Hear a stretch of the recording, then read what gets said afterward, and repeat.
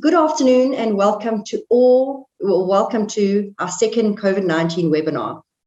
My name is Charlene Rix and I head up the Sasfin Healthcare team. I've really been looking forward to hosting this session, as I believe that many of our questions will be answered and clarity provided around the vaccine rollout. We find ourselves in the midst of the third wave, primarily due to South Africa not reaching what we often refer to as population level immunity, and there being a definite shift in behavior. I'm not quite sure if this behavior shift is due to COVID fatigue or the basic need to survive, earning a living. But I have definitely experienced and seen less stringent adherence to wearing masks, social distancing, and isolation protocols being practiced. With the infection rates continually rising, the vaccine rollout not being as seamless as we had hoped, and being faced with conflicting information and messages, many of us are left feeling very anxious and confused. This webinar was set up to address these uncertainties and hopefully provide you with a sense of comfort. On this note, I would like to say a special thanks to Dr. Ron for giving of his time. Dr. Ron is the head of Discovery's COVID-19 task team, a contributing member of the Business for South Africa COVID vaccine project, and has been integrally involved in Discovery's approved vaccination administration sites.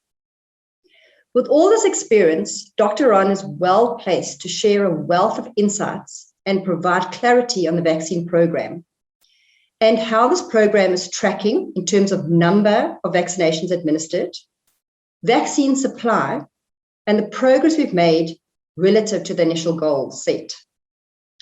Before I hand over to Dr. Ron, I'd just like to remind you that we have allocated time near the end of Dr. Ron's presentation for a Q&A. So please send us your questions via the chat function, and we will endeavor to answer as many as we can. So with that, I'll hand over to you, Dr. Ron. Many thanks for the introduction, Charlene. Great to be with you all today. I hope this webinar is going to be a useful update. In the world of COVID, the landscape changes very quickly, and we certainly got a few big updates at the moment. Firstly, the third wave, secondly, the vaccine program, and then I think we're also starting to cast our minds towards the future of COVID. It's been a long ride into the last 15 months. We still got quite a way ahead of us in terms of getting out of this. So I'm hoping to share some insights around both the future as well as the current situation in relation to COVID. Let's jump into a few slides here. This is hot off the press information. Our information is updated as of this week, so I'm aiming to give you the very latest view from a Discovery Health perspective as well as from a South Africa perspective. Let's get going. So as I said, three main updates today. The first update is on the third wave. The second update is on the vaccine program. And then we'll also speak a little bit about the longer term impact of COVID, some important developments on that front. Jumping straight into the third wave update, I think this is the latest view on the provincial attack rates across South Africa. It also includes the South Africa attack rate. We'll walk you through the slide. There's a lot of lines on the chart. We've been tracking the slide since the 4th of March last year, when the pandemic already kicked off in South Africa. As you'll see on the slide, the first wave was preceded by the Western Cape, that red line there. What you've also then got is the Gauteng first wave peak at about 35 new infections per 100,000 per day. That's that green line there. The orange line is the Free State. So I want to draw your attention to an attack rate of 35 in the first wave. And when you cast your eye over towards the right-hand side of the page, you'll see that Gauteng has now got an attack rate of 42.1. So it's actually higher than the first wave attack rate. And then you're higher than the second wave attack rate. So the second wave attack rate in Gauteng was also around about the 35 mark. We're now pushing through the 42 barrier. And in fact, when you look at yesterday's stats around Gauteng, we're probably pushing closer to an attack rate of about 50. To help you calibrate on the attack rate numbers, anytime we bridge a number of 5 new infections per 100,000 per day, we start to get anxious and nervous. In fact, the Europeans set a benchmark of 5. As soon as they start to see 5, then they start to lock down specific towns and regions. So 42 is well above any area where we would regard as a safe zone. I think what is interesting is we look at the Western Cape numbers here. So Western Cape peaked at 25 in the first wave, peaked then close to 50 in the second wave. And you can see this little red line starting to come out of the woodwork in the third wave. We don't expect the Western Cape to have as significant a third wave as they had in the first and the second waves. The reason for that is they've got higher levels of population immunity. The other province that's quite interesting to look at is KZN in particular. Look how high KZN's attack rate was in the second wave. So KZN had a very, very severe second wave. In fact, the Eastern Cape also had quite a severe second wave. But what you see around the Eastern Cape, the dark blue line here, is that a broader pattern. So KZN had a very sharp peak. Eastern Cape had a broader pattern. In fact, we project that over 92% of people in the Eastern Cape have already been infected with COVID. About 87% of people in KZN already affected with COVID. And with those sorts of levels of infections in the first wave and the second wave, it means that we're likely to see lower third waves in KZN and the Eastern Cape. Gauteng, on the other hand, we projected about 42% of the population was infected prior to the third wave, and that's one of the reasons we're seeing a significant uptick in Gauteng. So quite a busy slide and quite a lot of information on that side, but I think it gives you a sense on how things are evolving and why provinces are being affected differently to other provinces. Looking at some of the Discovery Health data, this is an interesting slide on Discovery Health hospital admissions. As you'll note, in the first wave, Discovery Health hospital admissions peaked at about 300 new daily admissions for COVID. So that was the peak in the first wave. The second wave peaked at about 520 new COVID hospital admissions daily. We've just crossed through the 320 new daily hospital admissions across your Discovery Health data. So that suggests that on a hospital admission basis, we are higher now than the first wave and are continuing to tick up. I can tell you that hospitals in Gauteng are under significant strain and pressure at the moment. We are under severe pressure for ICU beds and high care beds in particular. Fortunately, we're working closely with the hospital groups to shift patients across the different hospitals. So we're doing load balancing across the different hospitals in Gauteng at the moment. There is turn on those hospital beds. So as soon as a bed opens up, you're able to move patients across the system. But it is tight, and please, you need to be cautious, or very, very cautious at the moment. You need to guide your clients to be cautious at the moment as well. We've currently got 1,700 members admitted to hospital for COVID. This was a little bit earlier in the week. It's actually pushing 800 as of today. We've got over 500 members in ICU, and they're pushing 280 members on ventilators at the moment. So quite a scary picture. All of the hospitals have pulled back on their elective surgery, so there's no elective surgeries happening across hospitals. They've repurposed hospital beds, and we've taken the learnings from wave 1 and wave 2 and are making sure that the bed capacity is available for COVID patients. Quite interesting data beginning to emerge on reinfections. So lots of people asking questions around, what's the risk of getting reinfected? And what we've done at Discovery is we've tracked reinfection rates on people who've been previously infected with COVID. What you see here is on the left-hand chart is the orange line is new infections. So you'll notice the peak in this is your wave 2. So you cut out your wave 1. Yes, we track repeat infections 90 days post your initial infections. The blue line is repeat infections, and as you'll notice from this, as new infections go up, your repeat infections also go up. So they follow a very similar trend pattern on this. But don't get confused by the scale on this slide. As you'll see here, there's 2,082 new infections, but only 26 repeat infections. So what we're seeing is about 1% of your total infections are then your repeat infections. The right-hand side chart gives you a better sense on the actual risk of being reinfected. So what we do is we measure this on an incidence basis. So we measure the number of new infections per population and the number of repeat infections on the population that's already been infected. And as you can see on an incidence basis, an incidence of 58.64 per 100,000 lives for new infections across the population, and an incidence of 14.4 for repeat infections. So there's a lower risk of getting COVID again, but there's still a substantial risk of getting COVID again. So there's roughly about 20% chance, 20% chance risk of getting COVID again after an initial bout of COVID on an incidence basis. And there's a very clear reason for that. What we're seeing is some interesting data emerge on antibody persistence for COVID. So this is a piece of research out of the Lancet journal published a few weeks ago. And it says there's 5 types of antibody responses across the population. The first antibody response is what we call a negative antibody response. So post-infection, you don't really generate any meaningful antibodies, and those antibodies certainly don't last long. We then see what's called a rapidly waning antibody response. So shortly after the infection, you generate lots of antibodies, but they drop off quite quickly. So that's rapidly waning. We then see a slowly waning response, high response, and then slowly waning antibodies over time. And then a category called the persistent response, your high levels that persist over time. And then you have some interesting parameters around a delayed response, so no antibodies initially, and then you build antibodies later. But as you can see from this page, most people sit in those middle 3 quadrants: rapidly waning, slow waning, and persistent.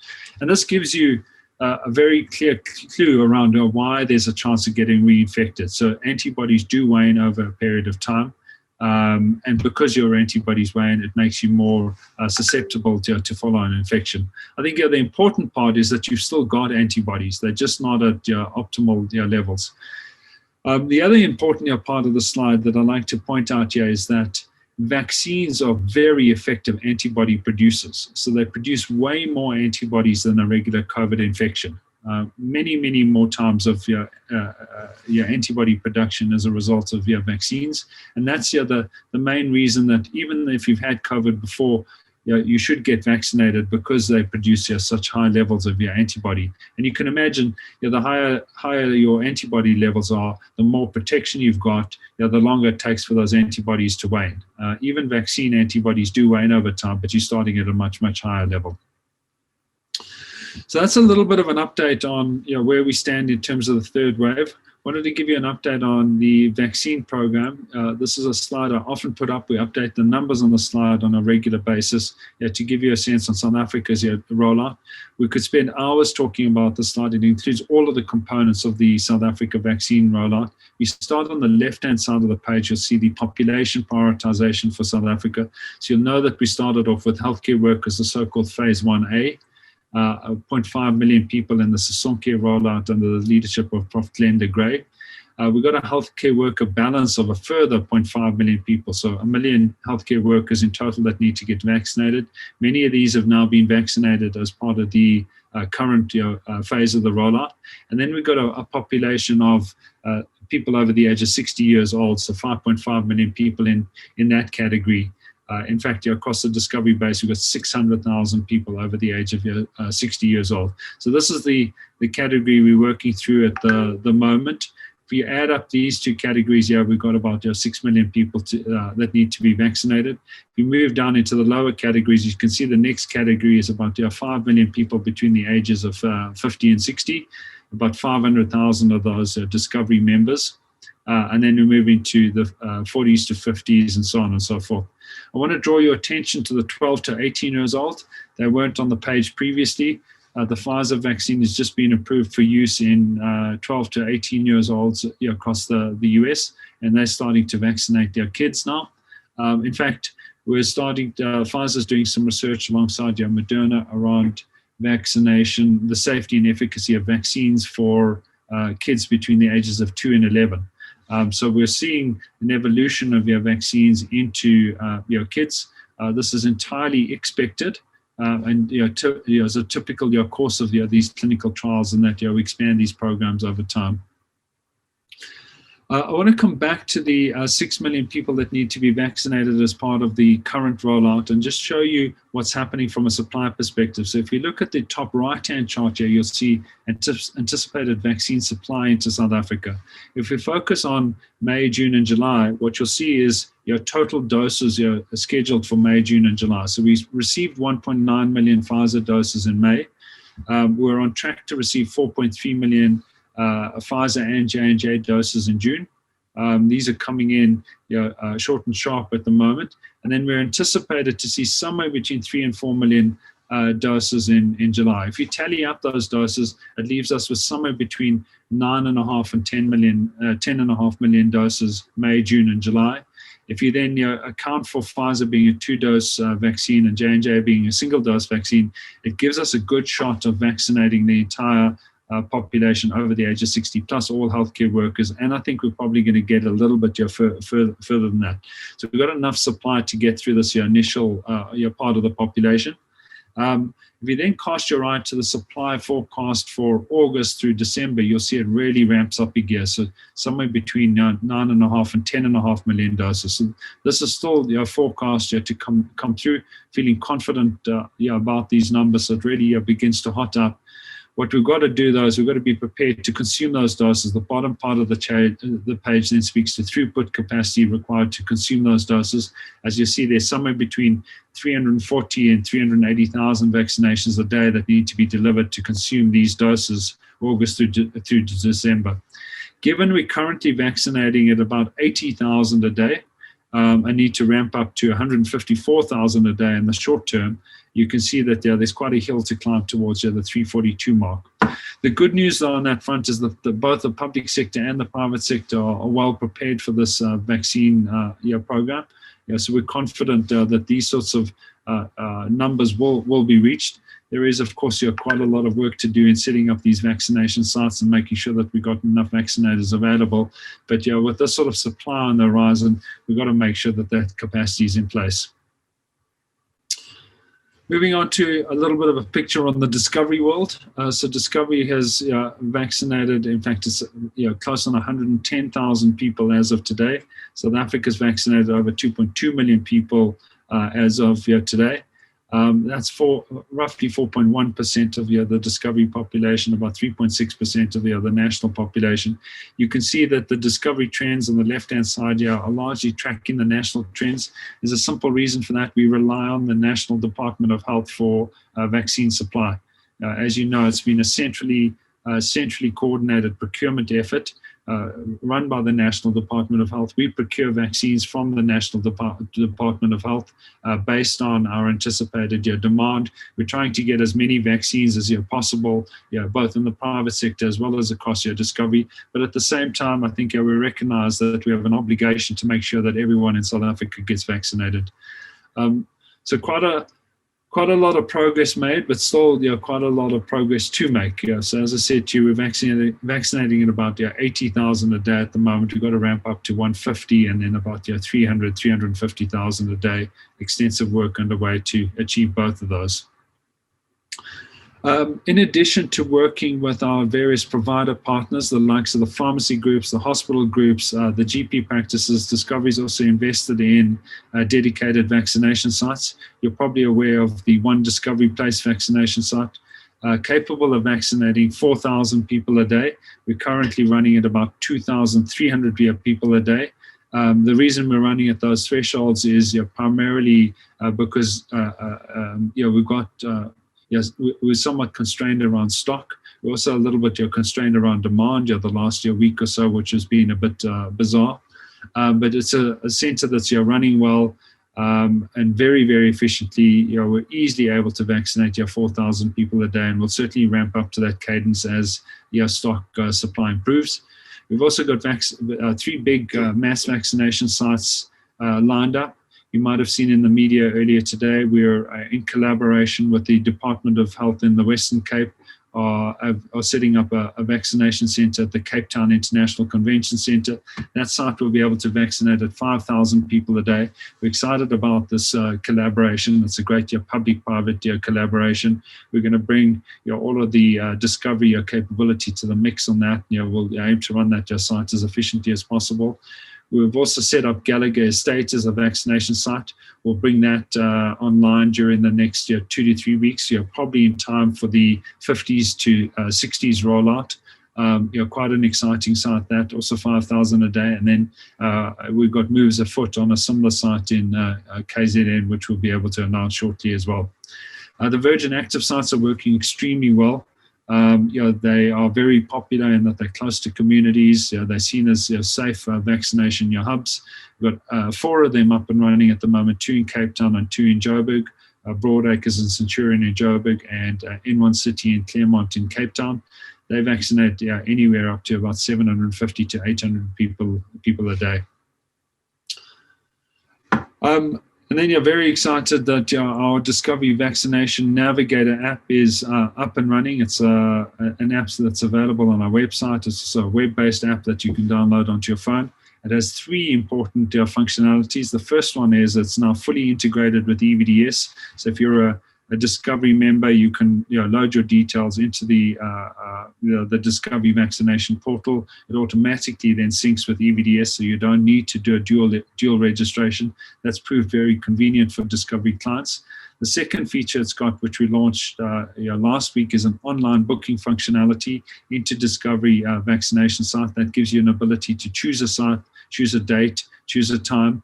That's working really well. We're using it for the second dose bookings now, which start from next week onwards. And then the third piece of functionality that we're busy finalizing at the moment is a digital vaccine card. So that'll enable you to have your vaccine card in your e-wallet or in your Discovery app. We think that's going to be important for admission to various venues, obviously for travel purposes, and I think a valuable functionality in the app. Moving on to some of the thoughts around vaccine efficacy. I know there's a lot of questions around both vaccine efficacy and safety. I think just looking at some of the global profiles, what you see on this is case studies for Israel, the UK, and the US and Chile. We've cut it by infection and deaths. And as you can see, as an Israel example, as vaccinations went up, infections went down. So the blue line is vaccinations, the green line is infections. The bottom chart here, the blue line is vaccinations, the green line is deaths. A very clear inverse correlation between vaccinations and infections and indeed deaths. See a similar picture across the UK, vaccinations up, infections down, vaccinations up, deaths down, and then a similar picture across the US. The only one that stands out a little bit is Chile. So Chile, you'll notice that vaccinations went up, but infections kind of dropped off and then went up again. You saw a similar sort of picture around deaths, vaccinations up, deaths reasonably flat. There's a few reasons for this. The first reason is that Chile used a different vaccine to the other countries as illustrated. They used the Sinovac vaccine. The Sinovac vaccine, as we well know, is less effective at reducing infections than it is at reducing severe disease and death. So not surprising that you're seeing continued growth in infection, but you are starting to see some stabilization around deaths, which I think is good. The J&J vaccine works in a similar way, so is less effective against the B1351 variant in reducing infections, but is very, very effective in reducing severe disease and death. What's also being investigated in Chile is are there new variants on the horizon, also being investigated underlying herd immunity. So there are a number of factors at play that are potentially impacting the Chile picture. What I do want to draw your attention to, though, on this slide that's sort of hidden in the insights here is look at how the different countries plateaued on their vaccination penetration. So Israel has plateaued at about 60% of the population vaccinated. The UK is plateauing at about 60% as well. The US is plateauing even earlier, about 50% of the population. There's lots of concern in the US at the moment around the plateauing vaccination rates. So I think just says to us, it's important to accelerate through South Africa's program, but we've got to do the hard yards on making sure that we can drive through this plateauing of vaccination. Other countries have faced this already, and we need to think ahead of the curve on that. Very exciting data, hot off the press as of the last few days. From a discovery perspective, we've been tracking the efficacy of the Pfizer vaccine across your Discovery Health members. As I mentioned to you on the previous page, we've got over 100,000 members now have been vaccinated. We've looked at a sample set of people who've been vaccinated, a sample of well over 60,000 members, and have tracked whether they then got infected with COVID, whether they got hospital admissions, whether they had any severe impact as a result of COVID. Very promising findings from this. I'll walk you through the slide on the left hand, or the graph on the left hand side here.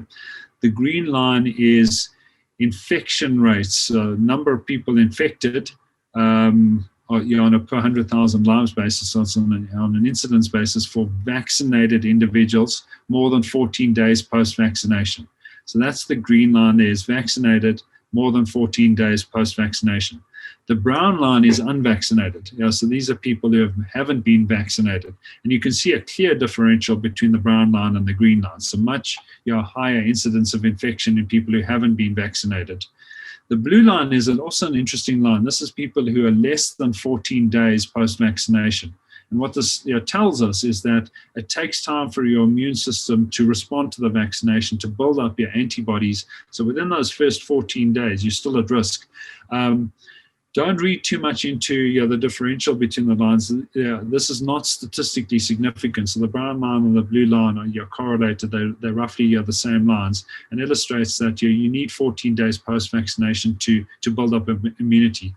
The really good news, though, on this is that it means the Pfizer vaccine looks like it's going to be effective against the B1351 variant in South Africa, which is something we didn't know before. The Pfizer vaccine has not been tested at scale against the variant in South Africa.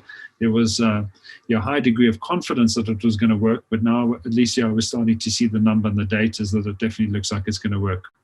The right-hand side chart is just a slightly different cut on this. What we measure here is positivity rate on your tests, and you can see once again vaccinated post 14 days post-vaccination, much lower rates than people are unvaccinated or people who have been vaccinated within the prior 14 days.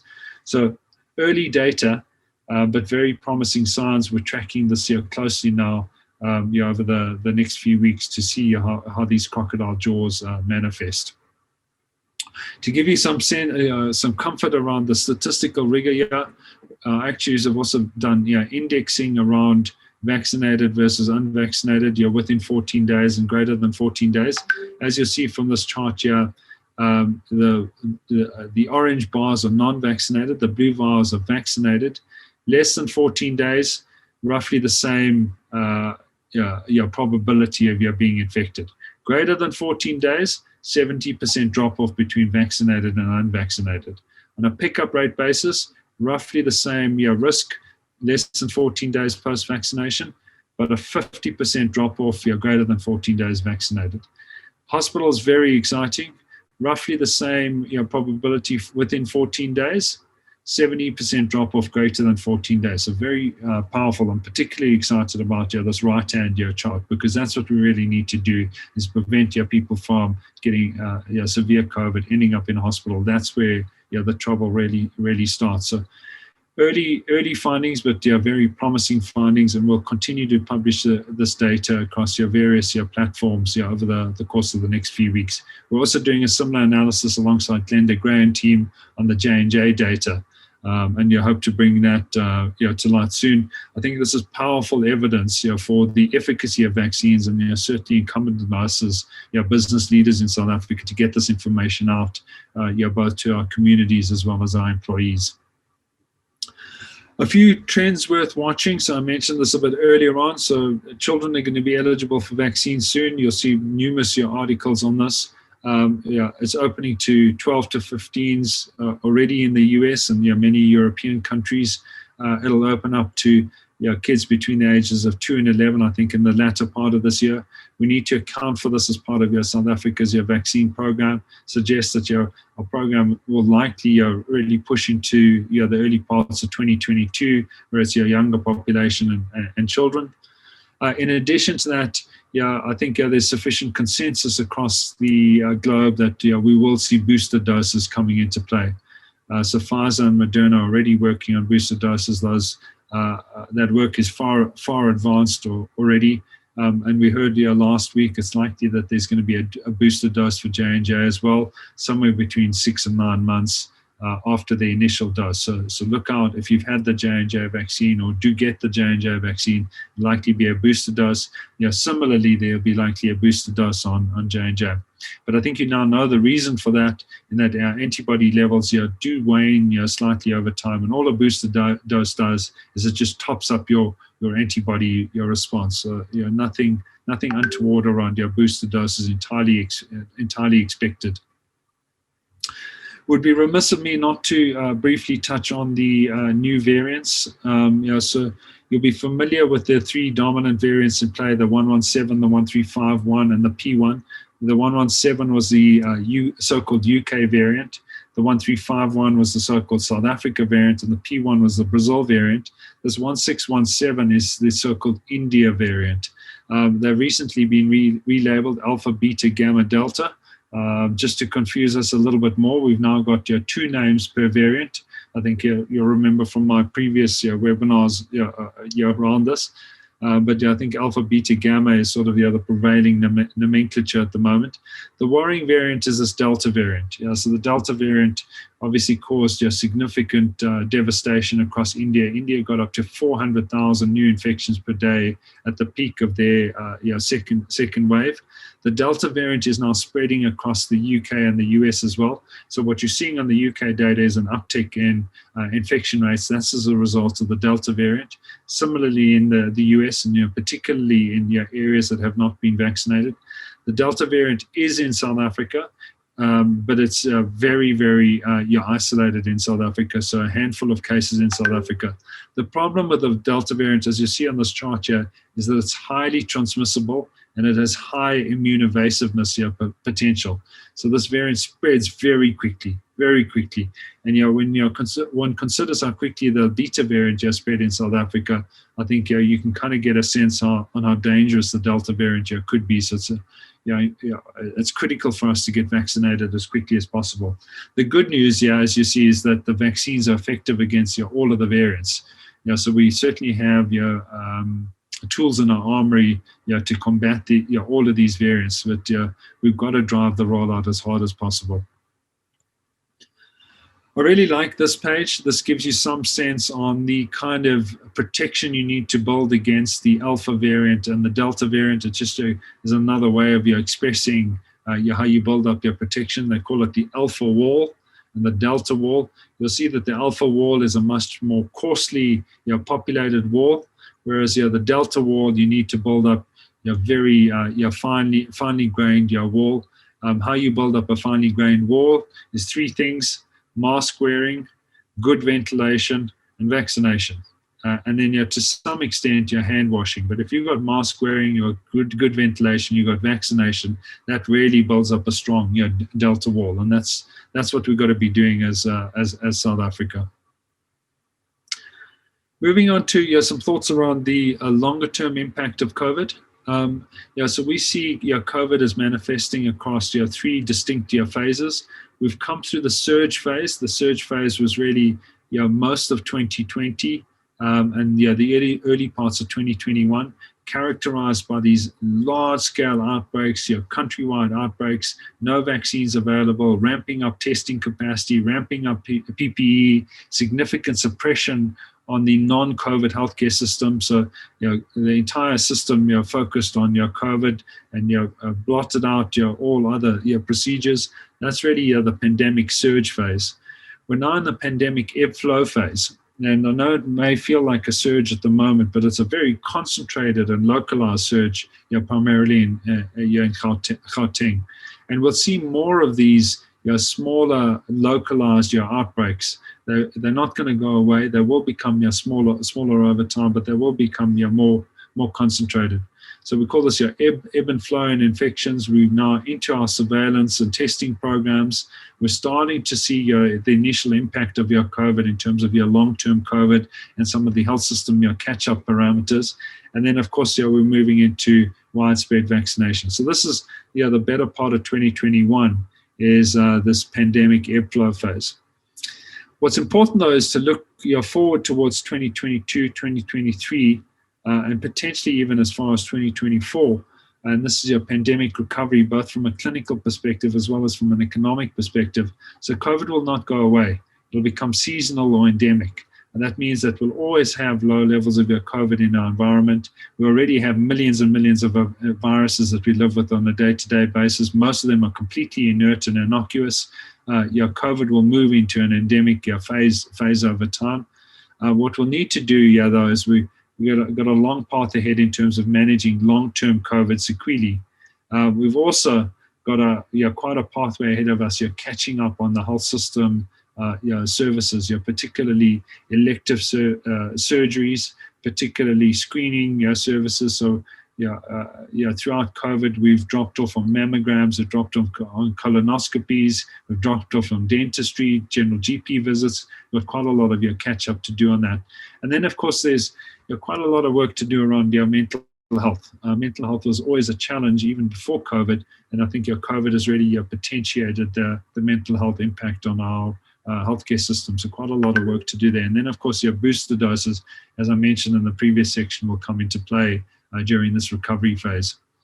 The important part of this page is that your physical and mental wellness has already been proven to give good resilience in pandemic surge phase, giving good resilience in the pandemic ebb flow phase. So people who have good physical and mental health tend to get through COVID infections much quicker, they recover much quicker, they tend to have much better outcomes. And certainly we expect in the pandemic recovery phase to see a similar picture. So physical and mental health is really the foundational element around getting through these phases. And we're focusing a lot on physical and mental health from a discovery perspective, as we've done for many years already, but really upping the ante on that, given the impact of COVID. And then, to finish off, just to give you some sense on the health system suppression, I'm not going to go into significant detail on this page, other than to say you can see significant drop-offs in health system utilization. Here's an example of cardiac catheterization across the different phases of lockdown. So 60% drop-off in level 5 lockdown, 20% drop-off in level 1 and level 2 lockdown. So significant drop-off in utilization. It's quite an interesting one to watch, though. This is cardiac catheterization, excuse me, is typically for people who've had heart attacks or myocardial or ischemic heart disease. And to see this drop off in cardiac catheterization has been quite a perplexing picture for us, in that it's a bit counterintuitive. The heart attacks really shouldn't have gone away during COVID. In fact, you would expect a spike in this. Nevertheless, big drop-off in cardiac catheterization has saved the scheme close to R250 million. Also seen drop-offs in endoscopes. So endoscopes are colonoscopies, gastroscopies, typically screening procedures. Substantial drop-off here saved the scheme close to R200 million.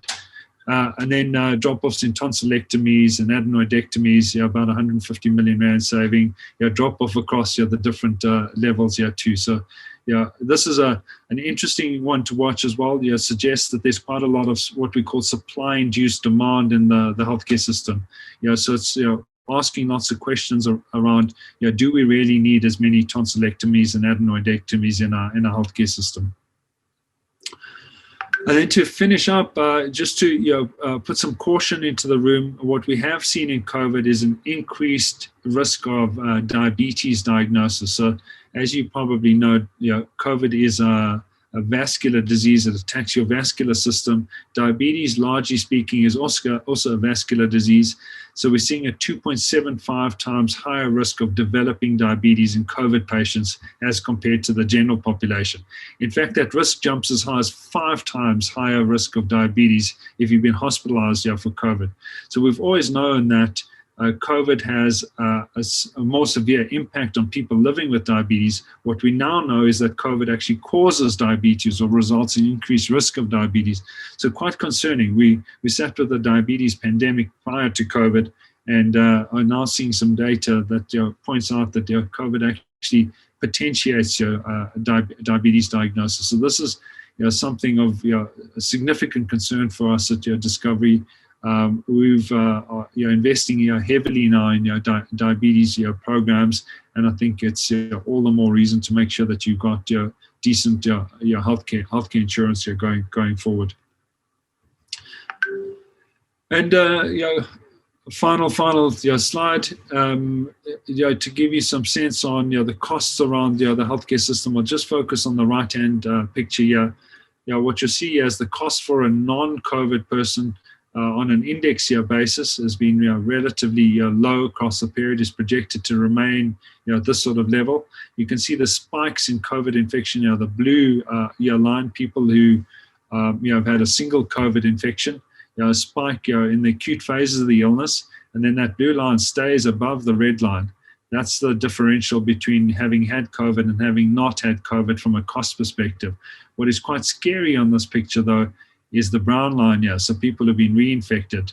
So an initial spike, another spike, and then potential for long-term costs to really deviate from the long-term trends of not having COVID. So this is something as Discovery we're watching closely and are already putting in various measures to make sure that we're supporting those members, but B, also managing those costs down over time. So with that, I know that's probably, it feels a little bit like drinking from a fire hose, a lot of information. As a summary on that, we're in the grips of a tough third wave, probably going to be another 2 to 3 weeks before we see the spike on that. Please stay safe. The mechanisms, mask wearing, ventilation. If you can get vaccinated, definitely get vaccinated. We'll certainly try and get you vaccinated as quickly as possible. We will, however, get through the third wave. We're managing that hospital bed capacity closely. The vaccine program is underway now. There's good supply forecast from August onwards. We will likely open up to other age categories before long. Watch this space. I can assure you we are working day and night to accelerate the vaccine program. We see the benefit of vaccines. We want to get everyone vaccinated as quickly as possible.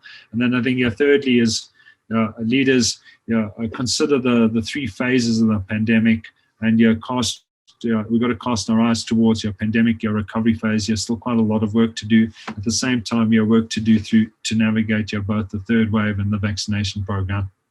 With that, happy to take some questions if useful.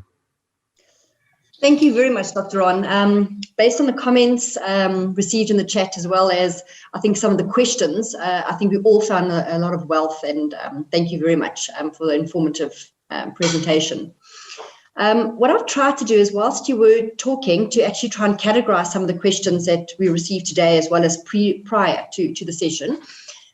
So maybe before I actually go into the questions, just 1 or 2 comments from your slide. I think it's very concerning that sort of like steep rise in diabetes after you've had COVID, especially if you're hospitalized. I'd understand if you weren't, because I think our eating habits deteriorated quite a bit during the different lockdowns and that. But I mean, it's weird that a respiratory condition could have an impact on endocrinology and things like that. So very interesting. But maybe if we can start with the EDVS and the vaccine registration program, because I think as healthcare consultants, I think that's where we're getting most of our questions from or around. And I think it's really is a huge benefit to Discovery Health members or schemes that Discovery administer, in terms of being able to go onto that vaccination site or phone into the COVID hotline and book your appointment. So either if you're in that 60 age group, to be able to phone for your first booking, and then if you're needing your second vaccination, to be able to book that second one.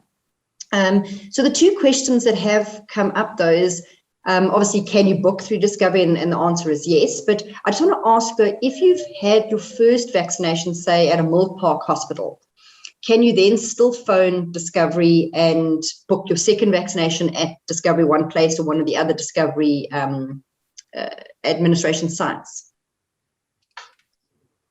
Yeah, good question. Good question. I mean, we've worked hard on this this platform. I mean, this has been a very important initiative for us. I think we've maintained that it needs to be simple and secure for Discovery members and Discovery affiliated schemes to be able to book on these platforms. And delighted with the integration of the EVDS. It does provide you a secure and streamlined way of getting your registration into EVDS. And you need to have that EVDS registration because the vaccination's got to be captured there. The online booking question is an important one. I think a few parts to that. We're currently taking bookings for second doses. They are limited to Discovery vaccination sites. Our online booking is obviously only functional across the Discovery vaccination sites. That's currently one Discovery Place, Virgin Active Broadacres, Virgin Active Centurion, Virgin Active in one city in Cape Town, and Virgin Active Claremont. We are bringing additional sites online now during the course of July, including Cape Town Convention Centre and Gallagher Estate. And there'll obviously be a KZN site. So the booking will be primarily for those sites. We are in discussion with some other partners to potentially add them as the online booking options, but they're for Discovery sites at the moment. You're more than welcome to get vaccinated at any of use of the vaccination portal, book a slot at one of the Discovery sites. No issue whatsoever. You can have your vaccination at one site, your first dose at one site and your second dose at another site. And the reason you're able to do that is that your record is captured on the EVDS system. So we'll have a record of your initial vaccination and we'll then update your record with your second vaccination. So you will have a completed vaccination journey. I think in terms of your second dose, it's important to point out that there's a 42-day interval between the first dose and the second dose. That's not to say vaccine doses. I get that question quite a lot. It's a clinical protocol. Actually, a 42-day interval maximizes your antibody levels. So it's an optimal antibody level to have your second dose vaccination. So there's a clear clinical rationale for that. If you're not able to have it on the 42-day mark or shortly after the 42-day mark, don't stress too much about that. So long as you have it after 42 days, so it can be 40 days, 50 days, 60 days, not a big deal on that. But do make sure you get that second dose. That second dose is critical for bumping up your immunity. Okay, perfect. And thanks very much, because you've actually answered another question while answering that one. One of the attendees did ask that there has been certain research showing that you should actually maybe wait for 12 weeks, and that seems to work better. But like you just said, as long as it's after the 42 days, that you get that vaccine. Don't leave it too long. Don't leave it too long. I mean, you're still at risk, so you want to make sure that you do get that dose in. You do need to ratchet up your antibody levels.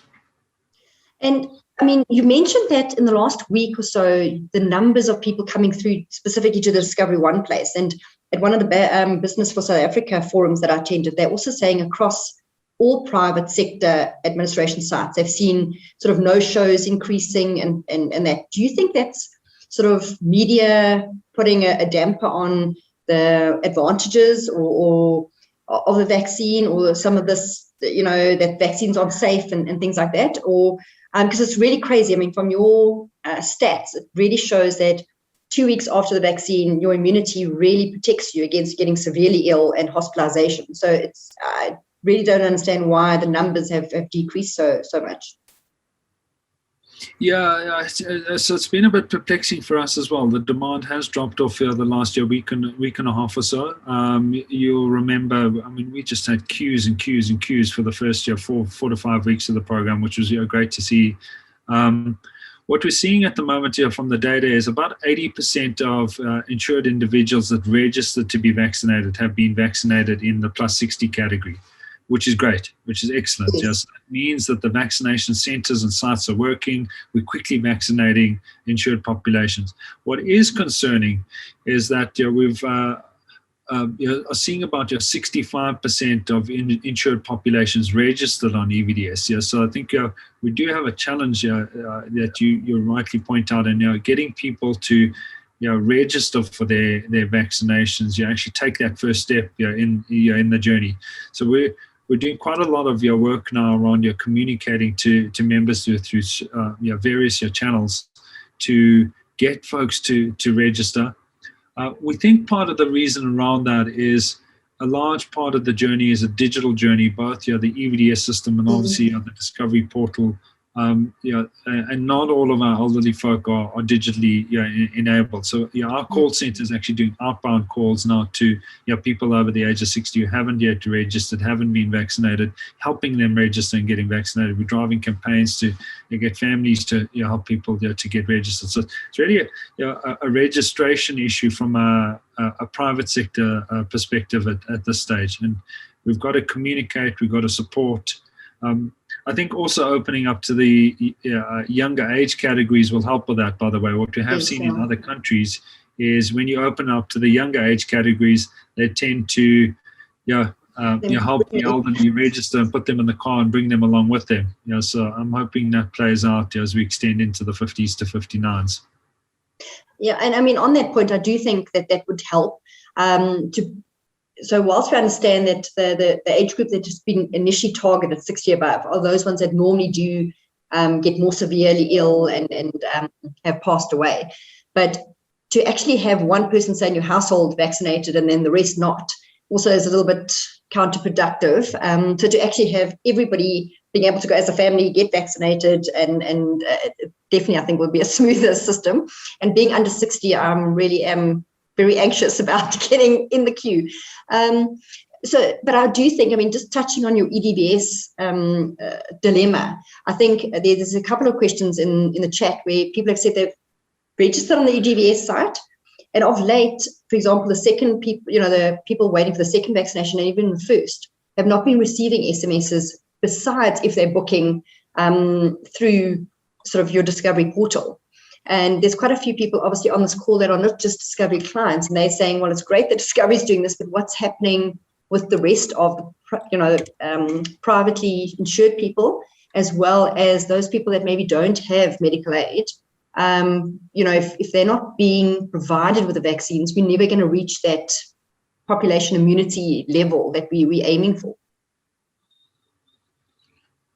Yeah, I mean, I think you've seen from the data across the other countries, Israel, the UK, and the US, people plateaued at 60 odd %, and there's work to be done.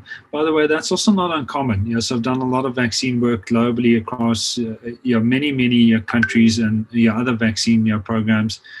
Typically, a vaccination rate of somewhere between 60 to 70% on a population basis is pretty good. So if we plateau at that level for COVID, obviously we want to get much higher than that. It is a good rate. I wouldn't be disappointed with a 65-70% rate. It does give us good it does give us good population immunity.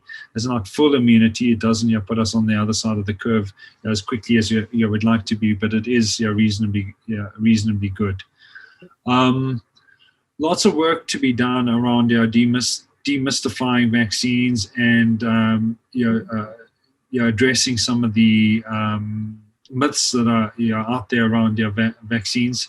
I was on a webinar yesterday, and I think explaining that one part of it is a clinical logic. So we've got to explain around safety and efficacy and how the vaccine works. But I think there's another part of this that just says we've actually got to explain it almost from a spiritual and a religious perspective, because most of the myths actually manifest out of religious and spiritual beliefs. So I think our church leaders are probably going to have to play quite a big role in just settling some nerves around this. We know fundamentally from the science these vaccines are entirely safe. They are very effective, particularly at reducing severe disease and illness. The complication rates are just almost negligible. I can tell you across one Discovery place, over 45,000 people vaccinated. We've had 2 people who've had a minor allergic reaction, required nothing more than antihistamine to sort out. That is the sum total. I've got a full ambulance team and paramedic on site. They do nothing, most of the day. Of course, we'll keep them on site. The only reason I keep them on site, by the way, is I'm more concerned about heart attacks and strokes at this scale of your operation than I am about your vaccine side effects. Okay. It's very interesting to hear. Obviously, Discovery is not just vaccinating Discovery members. So if the EGVS site has sent somebody to Discovery Place, they've had their first vaccination, how would they book the second one? Because if they're not members, they can't go onto the vaccine. Can they call the Discovery call center and book their second one? Because I know you do need that SMS in order to access the vaccine. No, so what we've done is we've actually created a light registration portal for non-Discovery members who are able to register on the Discovery site. It runs through a slightly different journey to the standard Discovery Health or Discovery member or client journey. So if you're a non-Discovery member, you're welcome to use the light journey. What that does is it also uploads your data into EVDS. It also then allows you to use the online booking portal for Discovery sites. And as you rightly say, we welcome all other medical scheme members. Across your Discovery Place, we vaccinated. Our ratio is about 65% your Discovery clients, about 30% non-Discovery clients, and then 5% uninsured population. We're hoping that we'll be able to vaccinate more of the uninsured population going forward. We're in discussions with the National Department of Health, the National Treasury, around making funding available to vaccinate uninsured populations as well. And I think that makes perfect sense. We should be leveraging the other private sector capacity to vaccinate all individuals. We'll hopefully be able to announce some developments on that front during the course of the next few weeks. Okay, very positive. Yeah, I mean, because like we said earlier, to get everybody in your household vaccinated and people that work within companies that aren't insured, to take them through that. And maybe just on that point, I mean, a lot of us are representing ourselves as people that want to be vaccinated, but also companies. I know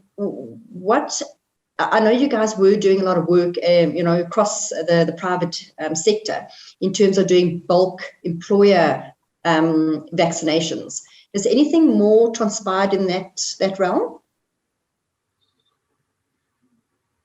Yeah, I mean, I think the bulk vaccination, obviously, we're collaborating, as I said in the presentation, with the Western Cape Department of Health around the Cape Town International Convention Centre. That will be a public-private site, both uninsured and insured individuals. Very, very excited by that. It got launched earlier today. You would have seen in the media, and Alan Windy put out a tweet. We are aiming for a similar model in KZN, or in discussions with KZN at the moment. It would run on a similar basis. Really blends the skills of Discovery and the scale of these DOHs. There'll be a same experience as you've got it across any Discovery site. We'll certainly invest in that site to make sure that queues are short, that the operation is slick and efficient. And then I've had we're also part of the teacher vaccination program, which I think is very exciting for us. The reason it almost slips thinking is we kicked off on the teacher vaccination program yesterday in support of the Gauteng Department of Health and Education. We vaccinated over 700 teachers yesterday.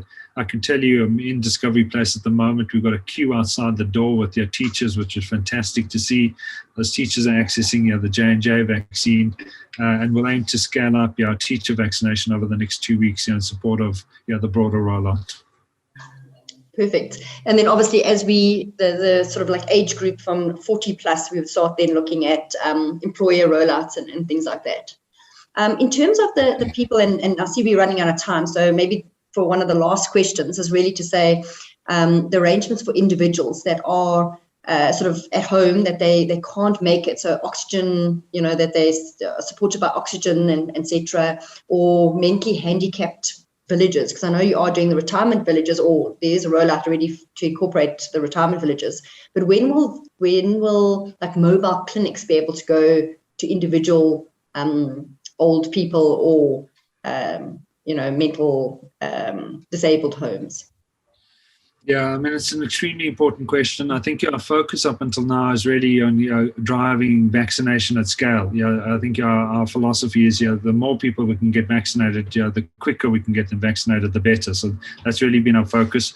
And, from a resource allocation perspective, you kind of want to invest in the areas where we can get to scale as quickly as possible. So we haven't done an outreach strategy. We prefer to bring people into sites. We're certainly happy to bus people in from old age homes or retirement villages, and we've done extensive work on that front. That's been our preferred model.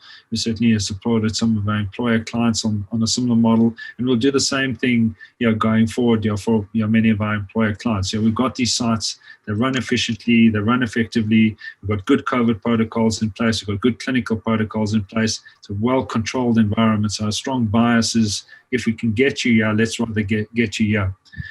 That said, we are working on a benefit with the Discovery Health medical scheme around selective outreach, as you mentioned, to certain bed-bound individuals who just cannot get here for whatever reason. Those are resource-intensive models. You can imagine, we've got to send a nurse out who spends an hour on the road there, an hour on the road back. 15, 20 minutes vaccinating. That nurse in a Discovery vaccination center or any other vaccination center in the country could vaccinate 30 people in that same amount of time. So it's a big time investment.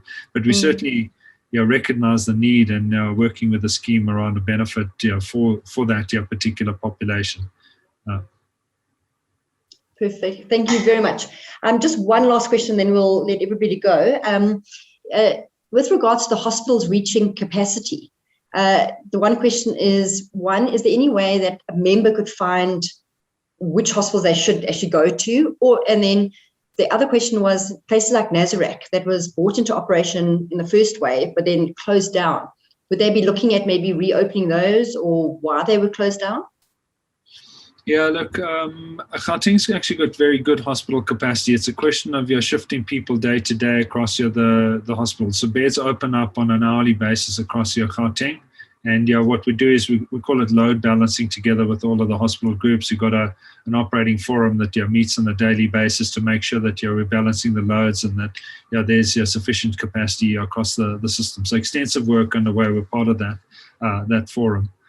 I think and so far there's not a single Discovery member, as far as we know, that's gone without a bed, whether it's a high care bed, an ICU bed. We're always able to find beds across the system. We don't. The Nazareth facility, we need more sort of ICU beds and high care beds. We've actually got enough general ward beds across the system. So it's really the pinch comes on ICU and high care, and those field hospital facilities don't give you that, so they don't actually relieve the pressure on the system. Okay, that makes sense. Thank you very much. I think we have answered most of the questions, and then the other ones we'll try and get back directly to the members. But thank you very much, Dr. On, and hopefully the next time we get together for the COVID will be around that third phase when we're actually moving into a normal kind of setup. But thank you so much, and thank you to everybody that's joined us today.